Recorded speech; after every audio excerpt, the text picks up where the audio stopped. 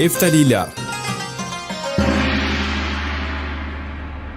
Eftalilar 5-asr boshlarida mamlakatimiz hududiga sharqdan kirib kelganlar. Eftalilar davlatining dastlabki poytaxti Buxoro yaqinidagi Poykent va Varaxsha shaharlari bo'lgan. Bu davlatga O'rta Osiyodan tashqari Sharqiy Turkiston, Afg'oniston, Shimoliy Hindiston va hozirgi Pokiston hududlari ham kirgan. Manbalarda Eftalilar, Eftallar, Eftalitlar, Haytallar kabi turli nomlar bilan atalgan Eftalilar qabilalari ittifoqiga asos solgan. Bu nom aslida Eftalon degan shoh ismidan olingan. Shu davrda Xorazm, Sug'diyona, Choch va Baxtriya viloyatlarida hashamatli binolari bo'lgan alohida qo'rg'onlar yuzaga kelgan. Eftalilar davlatiga birlashgan aholining etnik tarkibi xilma-xil bo'lgan. Iqtisodiy savdo munosabatlarining izchil yo'lga qo'yilishi mamlakatda dehqonchilik, sun'iy sug'orish, chorvachilik, bog'dorchilik, hunarmandchilik kabilarning ravnaq topishiga asos bo'lgan. Eftalilar davrida saltanat yakka hukmdor tomonidan boshqarilgan.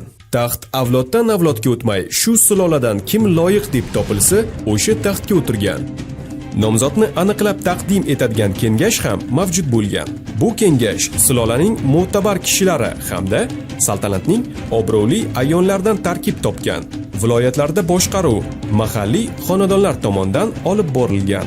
Hatto ularning har biri o'zining kumush yoki mis tangalarini zarb etgan. Eftalilar davlat boshqaruvida ma'lum qonun-qoidalar mavjud bo'lgan. Davlat harbiy kuchga tayangan. Eftalilarning tobora kuchayib borayotgandan xavfsiragan Erondagi Sosoniylar ularga qarshi yurish qiladi. Sosoniylar shohi Pirozning 484-yilda Eftalilarga qarshi urushi uning halokati bilan tugaydi. Tashqi savdo bojidan manfaatdor bo'lgan Eftalilar Ipak yo'lini o'z nazoratlari ostida tutib turishga harakat qilgan. Xitoy, Hindiston, Eron va Vizantiya bilan bo'lgan xalqaro savdoda faol qatnashgan. Bu davrda Turonda shishasozlik rivojlangan.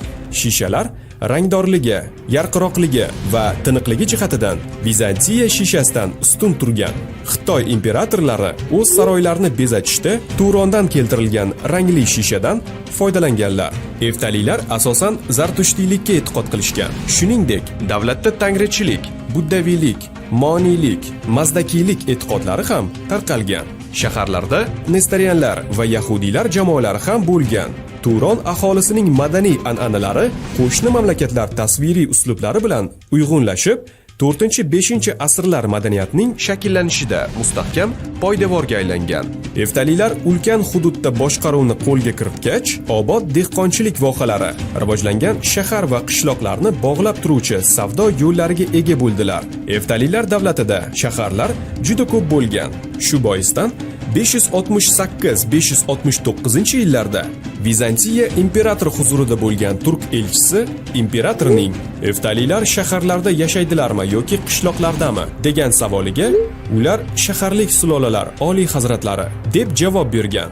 5-asrda Panjikentda nisbatan qadimiyroq bo'lgan qishloq o'rniga umumiy maydoni 18 gektar bo'lgan yangi shahar barpo etiladi. Bu shahar keyinchalik mustahkam mudofaa istehkomlariga, ibodatxona, saroy va turli ijtimoiy qatlam vakillariga tegishli bo'lgan turar joylarga ega edi. Suxt shaharlardan yana biri Poykent edi. Qadimgi davrda asos solingan ushbu ko'hna shahar o'rta asrlar davriga kelib kengayib boradi va 3 qismli yirik markazga aylanadi. Poykent qazishmalarida o'rta asrlarga oid ko'plab moddiy madaniyat buyumlari topilgan. Buxoro sudida o'ng tomonida hukmdor tasviri tushirilgan kumush va mis tangalar zarb etilgan. Samarqand sudida 5-6-asrlarda orqa tomonda tik turgan kamonchi tasviri tushirilgan kumush tangalar chiqarilgan. Naqshab vohasida o'ng tomonida podsho bosh qismi tasviri tushirilgan mahalliy kumush va mis tangalar muomalada bo'lgan. Shunday qilib, janubdan Eron Sosoniylardan, shimoldan esa Turk xoqqonligidan 563-567-yillarda zarbaga uchragan Eftallar davlati tamomila barbod bo'ladi. Natijada mag'lub davlatning merosi o'zaro bo'linib, Amudaryoning janubiy qirg'oqlarigacha bo'lgan viloyatlar Eron, uning o'ng sohillari bo'ylab Kaspiy dengizigacha cho'zilgan yerlar Turk xoqqonligi tasarrufiga o'tadi.